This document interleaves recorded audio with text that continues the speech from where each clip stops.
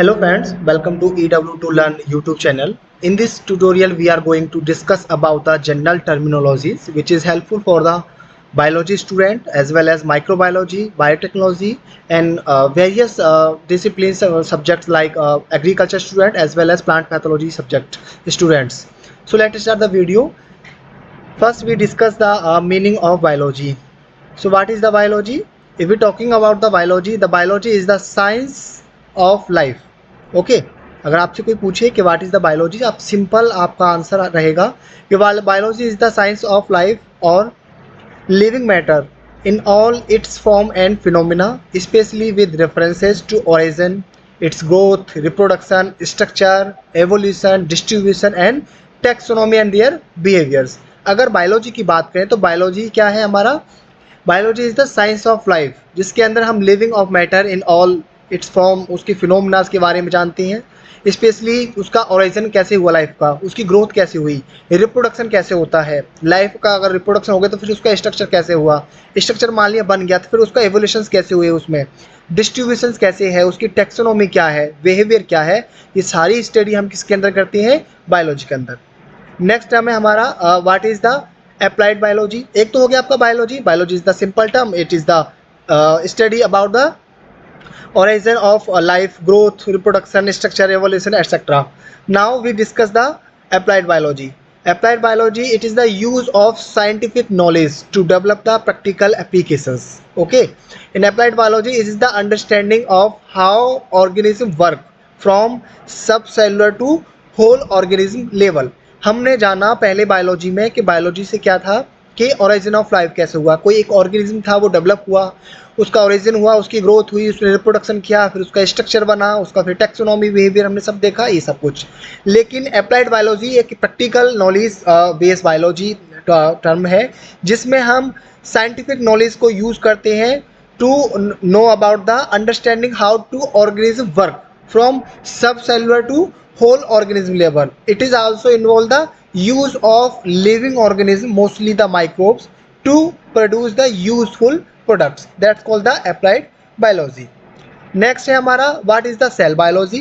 As you can see, the term also denote the cell biology, which means cell biology is the study of the cell structure and function, and it is revolve around the concept that is the cell is the fundamental unit of life.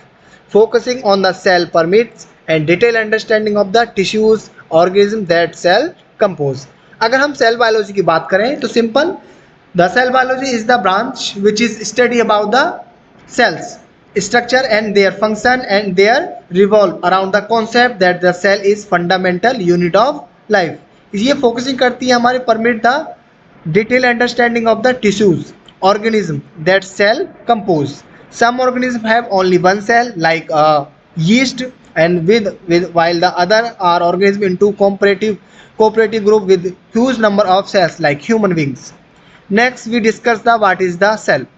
Cell is the, in biology we can say, the smallest unit that can live on its own and make up all living organisms and the tissues of body. अगर हम बात करें तो cell के बारे में तो smallest unit of life, simple अगर आपको सेल को डिफाइन करना है तो आप बोल सकते हो the smallest unit of life which is compose the body of human being और any organism, that is cells. A cell has three main parts, which is the cell membrane, the nucleus and the cytoplasm. Cell membrane which is generally protect to the cell, nucleus which is contain the genetic material, genetic information of the any organism, and the cytoplasm where the nucleus and other cell organelles is present. Now we discuss about the what is the fungi. Fungi are eukaryotic, spore bearing, achlorophyllous, heterotrophic and thallophytes organism which is reproduced by asexually and sexually. अगर हम बात करें fungus के बारे में तो simple आप कह सकते हो फंगस हमारा एक यूकैरियोटिक माइक्रो ऑर्गेनिज्म है जो हमारा स्पोर प्रोडक्शन करता है. एक क्लोरोफिलस है, मतलब उसमें क्लोरोफिल्स होता ही नहीं है. हेटेरोट्रॉफिक है विच मीन्स ये हमारा ऑब्लिगेट एंड पैरासाइटिक दोनों फॉर्म में अपना रिप्रोडक्शन लाइफ को सर्वाइवल करता है. थैलोफाइट्स ऑर्गेनिज्म है which reproduce by the asexually and sexual यानी कि लैंगिक और अलैंगिक दोनों प्रकार का इसमें जनन पाया जाता है। Now we move on the virus. What is the virus? Virus are submicroscopic infectious intracellular parasites which do not replicate without a living host। अगर हम वायरस की बात करें, जनरली वायरस क्या हमारा सब माइक्रोस्कोपिक है, मतलब जनरल माइक्रोस्कोप से भी हमको दिखाई नहीं दे रहा। इसके लिए हमको स्पेशल टाइप के माइक्रोस्कोप की जरूरत पड़ेगी, जैसे कि टैम और सैम। सैम मतलब स्कैनिंग इलेक्ट्रॉन माइक्रोस्कोप और टैम मतलब transmission electron microscope.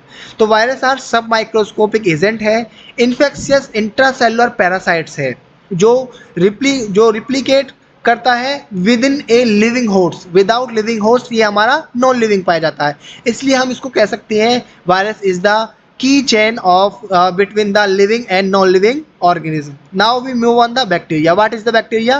Bacteria are single cell prokaryotic microorganism which contain genetic material as DNA which is exist in the cytoplasm.